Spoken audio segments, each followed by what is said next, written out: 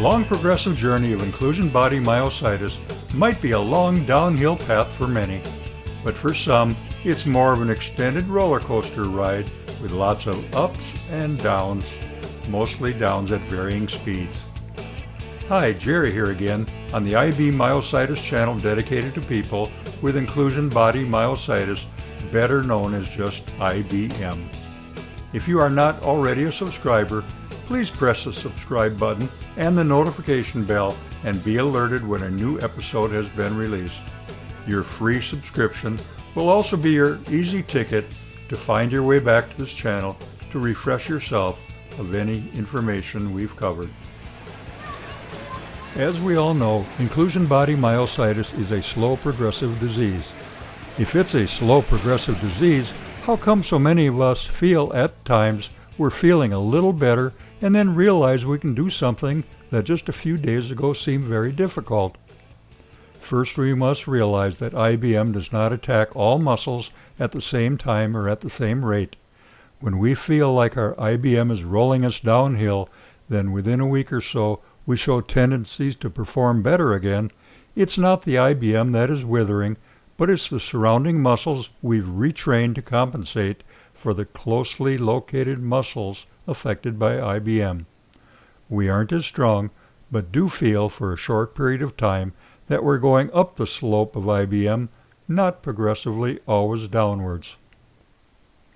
What I've learned from my almost 20 years of experience with IBM is that, like a roller coaster, what functions improve will come down and usually come down at a greater rate. Exercise might somewhat extend our being able to do certain things longer, as long as those muscles being used to compensate for the ones affected with IBM do not themselves start dwindling by being affected by IBM. When those compensated muscles do become affected, that's when we really notice a more encompassing loss of function. That's when we're going downhill on IBM's roller coaster. What else causes a downward slope on your IBM roller coaster? How about experiencing an IBM fall? Not only will you experience soreness or even have to wear a brace or a cast, but your muscles used to compensate for your IBM-affected muscles will weaken while you lay dormant in your bed or recliner.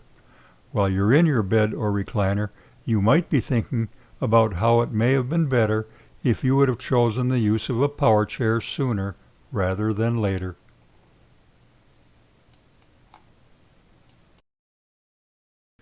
Quite often, or possibly always, a newly diagnosed IBMer will naturally search for a quick cure that they think no one else has previously ever thought about. This has occurred over and over again ever since I was diagnosed in 2007.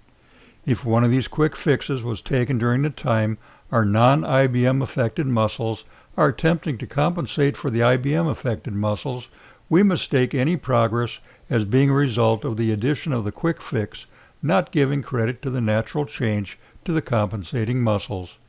Believe me, I've tried a few of these quick fix products and have at first thought I found the miracle drug that slowed or corrected my IBM problems, only to be soon disappointed when those compensating muscles were also affected by IBM.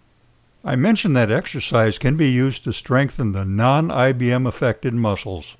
As exercise is probably the only treatment prescribed by doctors due to the lack of anything else, it is important to do, but should not be done to an extreme. When muscles are overworked, they stretch, they tear, and weaken.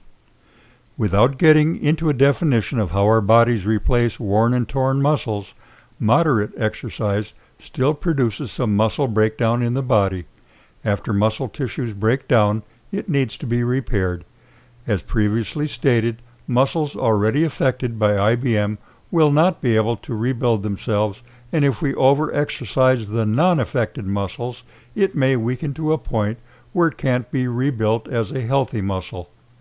When the compensating muscle weakens, we continue another slow, progressive downward slide.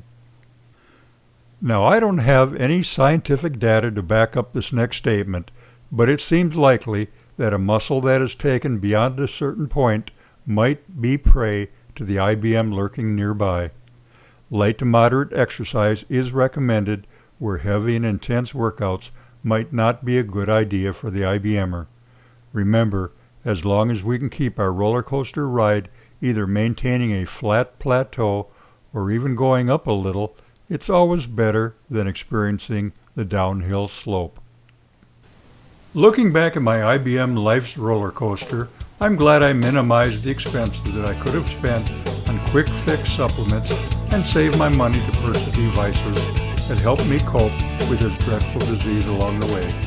IBM is a very expensive disease, and you might appreciate the money saved by not buying quick fix supplements in order to purchase items that will really assist you and your caregiver.